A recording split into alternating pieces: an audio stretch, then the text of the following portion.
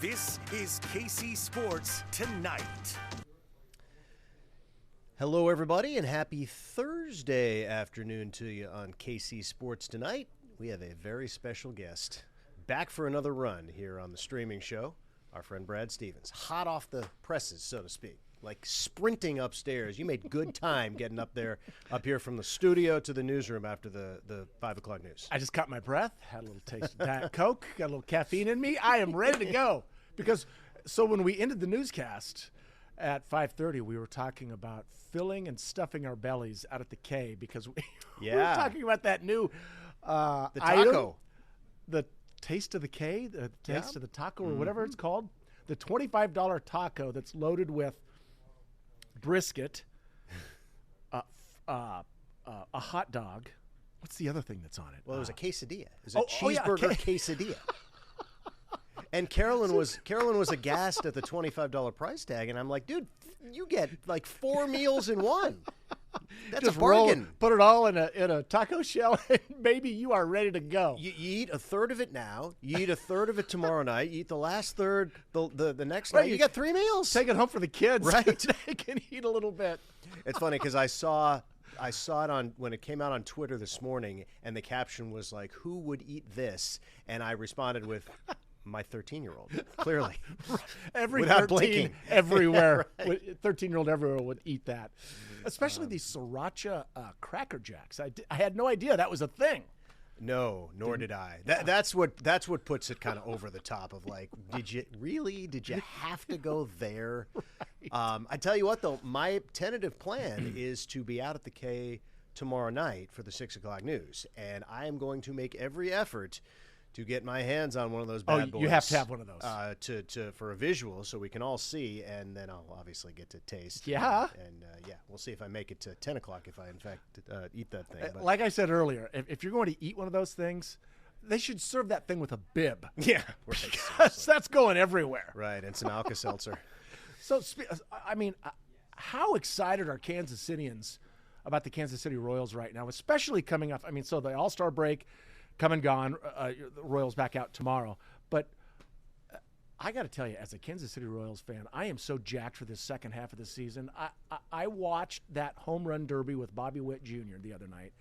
I had so much fun watching that. I had the night off. I was at home. And I'm telling you what, Kansas City, even though I was bummed that they don't wear the jersey, the uniforms of each team. As am I. That bummed me out. But just to see 4 Royals on the All-Star team, and then that home run derby with Bobby Witt Jr., if anyone had any concerns or doubts about the amount of money that the Royals invested in him, for me, that was all thrown out the window that night. I knew Bobby Witt Jr. was a bona fide superstar. But what I saw the night of the home run derby watching him was his incredible resolve no matter what he's faced with. He grits his teeth, and he's just a winner. I mean, he's just a flat-out competitor. Obviously, one of the top players in baseball. That's why he's getting paid what he's getting paid. But how exciting is that for Kansas City to know that Bobby Witt Jr. is going to be wearing that Royals uniform for a long time? So, first of all, let me interject with I'm going to do something unprecedented here on KC Sports Tonight because Brad Stephens has taken us directly into topic 3 of our plan. We were going to do Chiefs and then Royals, but you know what? Watch this on the right side of the screen. Boop, boop. Now I've already messed things up. Now we're exactly where we're supposed to be, and I'm even going to throw some Royal stats up there. And now we're right on cue. So we'll come back to the Chiefs. Okay. Since we dove in, and I guess this is sort of chronological anyway, because this was a couple nights ago, was the home run derby, and then you had the All-Star break or the All-Star game 2 nights ago on Tuesday. As far as Bobby Witt is concerned, yes to all the above. He is a legit superstar.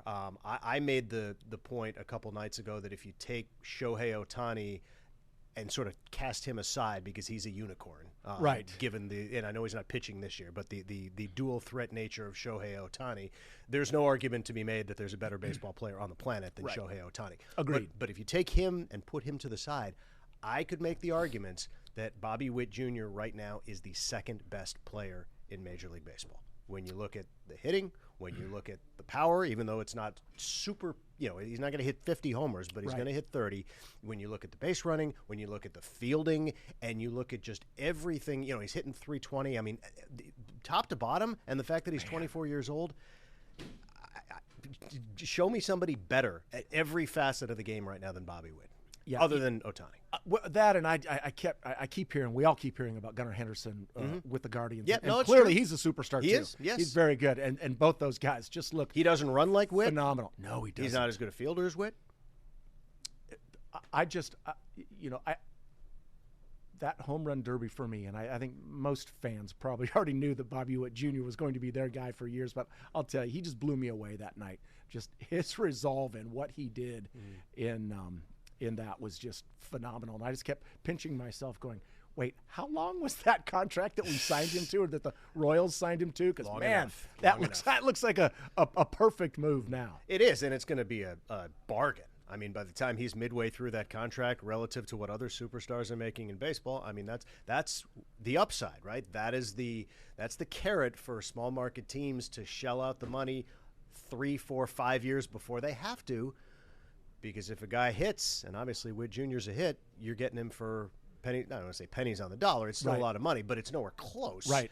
to the hundreds of millions that you're going to pay some of these other guys if you let them become free agents. They can't draw and pay a Juan Soto type guy to hey, here's $600 million, come play in Kansas City. Right. So instead they shell out the whatever it was $180 million, and now you've got Witt for the next decade plus, and it's a bargain. It's great. Okay, question for you: how big is this series? Do you see this series with the White Sox coming up? Because, like I mentioned, Kansas City coming off a little momentum with the All-Star break, being that we had 4 All-Stars go and Bobby Witt did so well, and now you come back, you start the second half of the season against the dreadful Chicago White Sox. Man, Kansas City has played well to the competition that they're not supposed to beat. The teams that they're supposed to beat, they just don't seem to do very well. So, man, I see. It seems weird to say this is a pivotal series, but I really think the Royals have to take at least 2 in this series. I think that's accurate. I think that there's a lot going on here. First of all, you're playing a terrible team.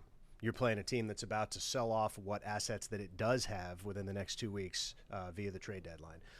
The White Sox have one fantastic all-star starting pitcher in Garrett Crochet, who's not going to pitch against the Royals this weekend. You need to at least 2, and this is a series you look at and you really want to take all 3. If you sort of zoom out at where the Royals are, and you can see part of it on the bottom of your screen, they're 2 games behind the Red Sox right now. It's a Boston team that is a good team that isn't. I don't see fading. They're fighting with the Minnesota Twins, who are also in that wild card mix. And the Twins have put it together to a point where they're now hitting the baseball and they have pitching. I don't see them fading. The Tampa Bay Rays are lingering. Tampa Bay, probably not as good a ball club right now as the other 3 in that mix, but they're still a team that has pedigree, that tends to play better as the season goes on. They're gritty, they're annoying, they'll win games they're not supposed to win and win series. So I guess my point is, if the Royals are serious about contending, they're going to have to be at least as good in the second half, and you see 7 games over 500. They might have to be 9 games or 10 games over 500 in the second half of the season. If you're going to do that, you got to beat the Chicago White Sox as many times as possible. Yeah, right? I hope they bring out the broom. The other thing I just saw, Tommy Pham, the center fielder for the White Sox. Who will not be on the White Sox in 2 weeks, but yes. Yeah, no, he'll be gone, but the Royals maybe kicking the tires Maybe. on him. I don't know how serious that report was that I saw, but maybe. And, this is – the Royals are in an interesting spot. They already acquired Hunter Harvey, which is going to help the bullpen. They gave up a guy who's, a legitimate prospect, not an A-list prospect, but a guy who could be a major leaguer. And there are some people kind of groaning and moaning a little bit like, wow, the price they had to give at that plus a draft pick next year that would be between the first and second round. The people saying, wow, the price to give up for a relief pitcher who's not even a closer. The Royals set the bar too high in terms of the market for relievers.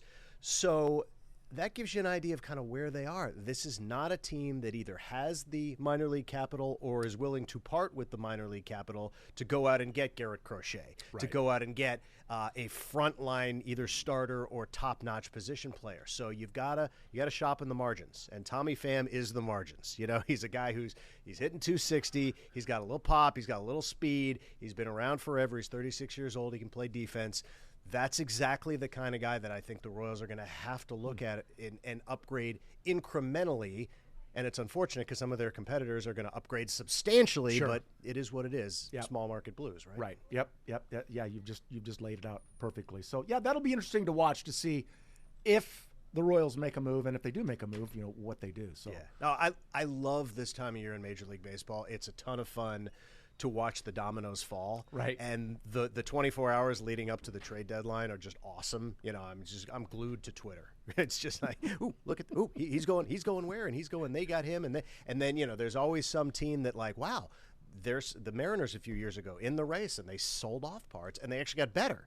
You know, but they were getting slammed because they cleared their closer, and so there will be teams that you don't necessarily expect to sell who will sell, and there might be teams who you don't necessarily expect to buy and go after it, and all of a sudden it's like, wow, the Pirates got him, like they're making a run in the NL Central. So it's a lot of fun across the baseball landscape, and even more fun when your team is involved with it, and on the correct side of the ledger, not the selling but the buying, and that's where the Royals are. Yeah, it seems weird to say it's fun to follow what the front office of every organization does, but it really is, where you see, you know, how organizations think and how serious they are, and what organization is planning for now and which team is planning for the future. And we'll see what the Royals do. I mean, it is really going to be intriguing. I think I asked you this the last time you were sitting in this chair, which was probably 3 or 4 weeks ago. But now we have another, month worth of data. What is your level of optimism right now that this team can make the playoffs? They're going to compete. They're going to contend. I think they're going to be in it with the pitching. And so it's easy to say, yeah, I think they'll be in it until September 1st. Can this team be a factor on October 1st? Yeah, so the Royals, I'm going to stick with my prediction that they will clinch a wild card spot. Okay. But my enthusiasm was diminished just a little bit with how the Royals kind of limped into the All-Star break. Yeah, a little bit. So we'll just see what happens. I mean, the pitching for the Royals, as we know, it's their strength. It's so good. It's so much fun to watch. You're just waiting for some of those bats to start, maybe after the All-Star break, to maybe start warming up. And I don't know, that we all have our fingers crossed that that's going to happen, but I don't know. So I'm hopeful. I'm still optimistic. I'm still a buy for the Royals. Okay, fair enough. One of those bats, MJ Melendez, who we've been waiting all season to get him over the Mendoza line, and he finally put together a hot stretch on that last road trip. He hit 3-something. He did. And then he turned an ankle, and now he's on the injured list. Yeah. Now, it doesn't look terrible. This may be a thing where, because they can retroactivate it to last Sunday, he may only wind up missing, 3 or 4 games. But he was ripping the ball. But he was finally starting to hit. And if you could turn MJ Melendez, who hit 190 in the first half, if he could give you 260 or 250 in the second half, and that means the end of season average is still going to be crappy. It's still going to be 230. But if you can hit 260 in the second half and hit 10 homers after the break, that's huge. That's your number. Then it's a number 5, 6, 7 hitter, a guy who can give you some legitimacy in the second half of the lineup, which is really what they're missing. Yeah, and when that injury, when I was watching that game, when that injury happened, I was just like, come on, it's like, that's so unfair to MJ. I mean, just finally looked like he was turning the corner, and then boom, hurt. But that's sports. That is sports. And again, hopefully short-term injury. They called Drew Waters back from AAA to take MJ's spot. Waters having a decent season at AAA, double-digit homers and steals, kind of doing his thing. So we'll see if maybe he can get hot. We have seen it before at the big league level. Okay, so now watch this. We're going to go boop, bloop, right back to the top. So now it's like we're just like we planned it. Just like we planned it, and we're going to talk Chiefs. Today was day 2 of rookie and quarterback training camp. This is, I don't want to say the calm before the storm, but this is still it's the build-up to, it gets legit on Sunday. The veterans report Friday, and then the first full practice coming up on Sunday, and then we dive into this thing next week, full throttle. With regard to the Chiefs rookies, Xavier Worthy, obviously the headliner. Right. I don't know about you, but to me, just seeing him on the field running around, it's a win. it's a huge win because if we were still talking about this hamstring when full practices start next week, that to me is a problem. So it's nice to see him out there doing his thing because he's a guy who will help this team if he's healthy. And is he going? Is he going full speed right now, or is he still limited? So somewhat? it's hard to say because we can only shoot for this week. It's so limited. We're very limited with yeah. what we're allowed to shoot. Next week that changes, and you can shoot most things. So we'll get a better idea next week. But he is running he's running 10 feet, turning around and catching footballs. I have not seen a dead sprint, but again, we're not seeing drills that would entail dead sprints.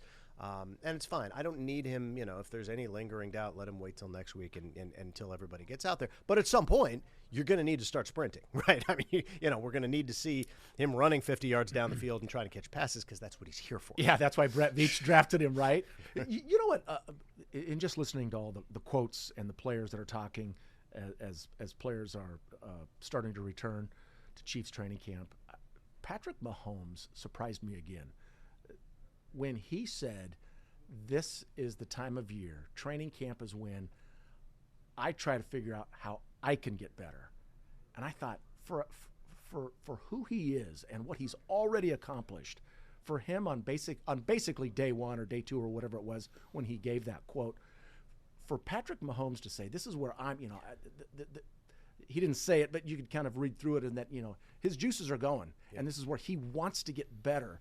And can you imagine every other team across the NFL saying, wait, Patrick Mahomes at the start of training camp is talking about getting better? Yeah.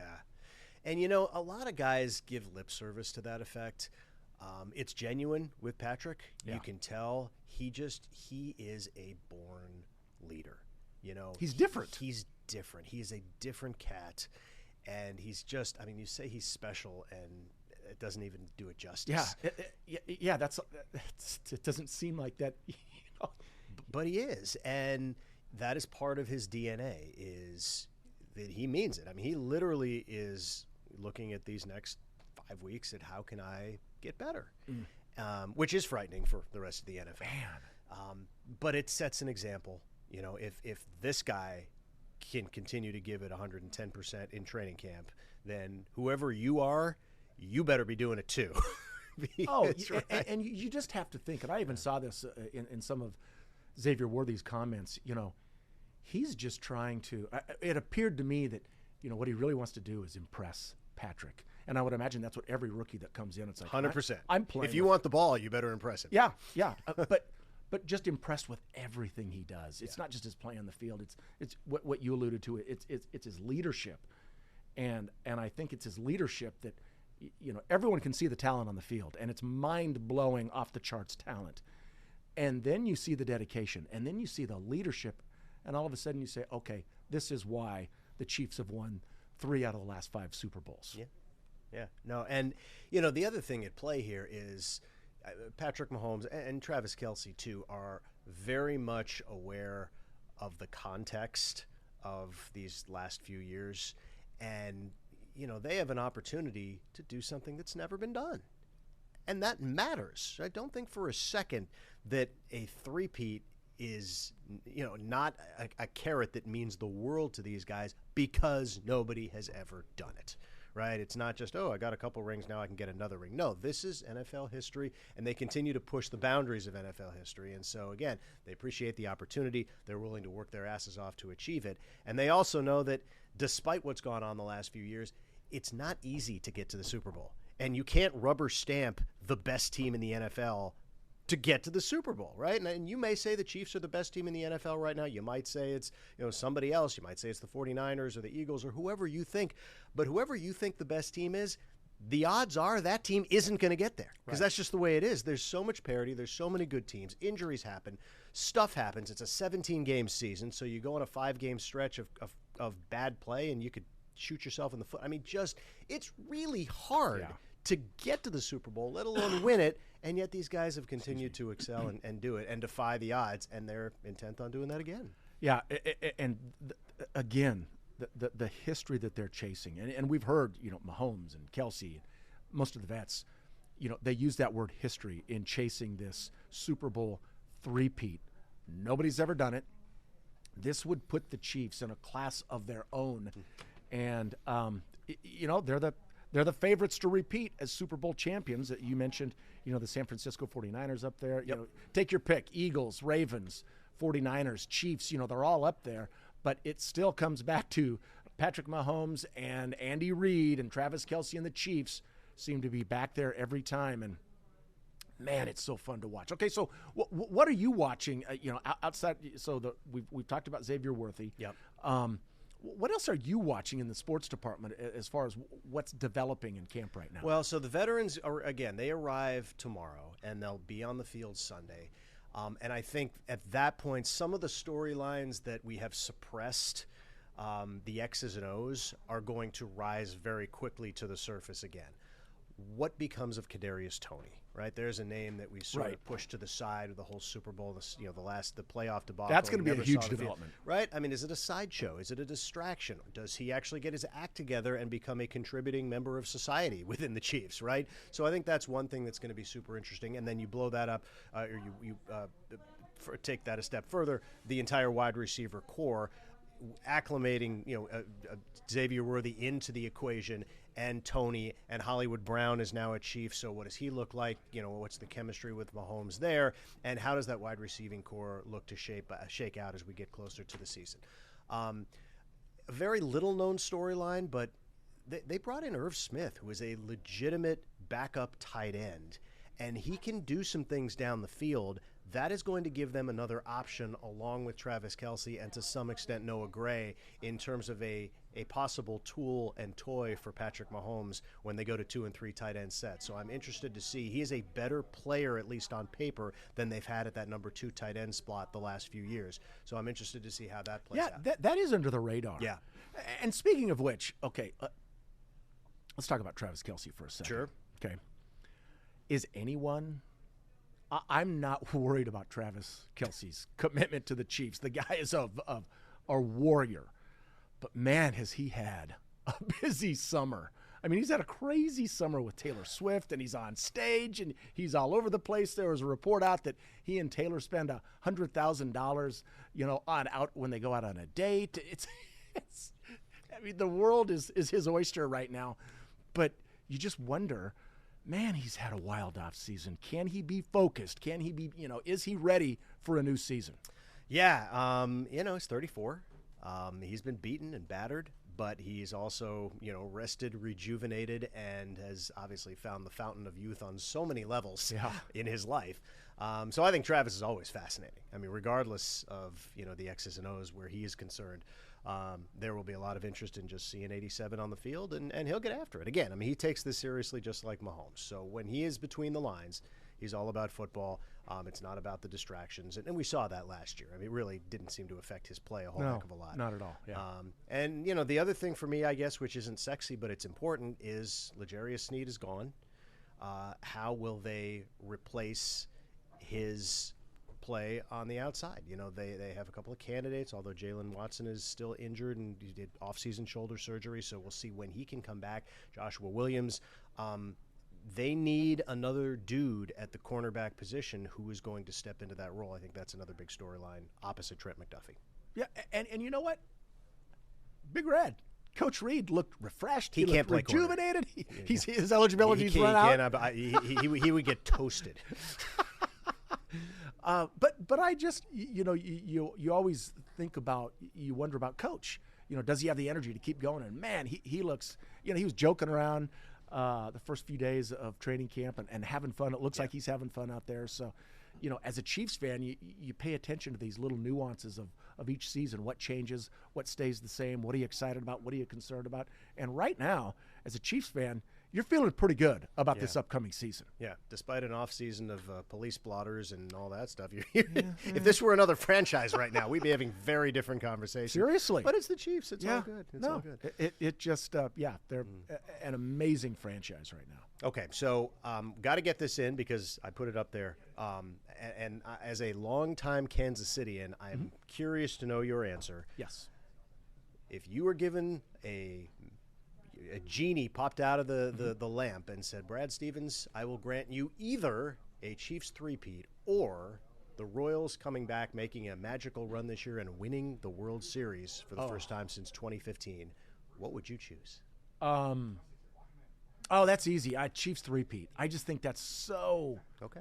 I think that's never been done before. Yep. And still, what amazes me is that the Chiefs have won 3 out of 5 of the last Super Bowls, and yet there are still doubters, still people who say, "Are there?"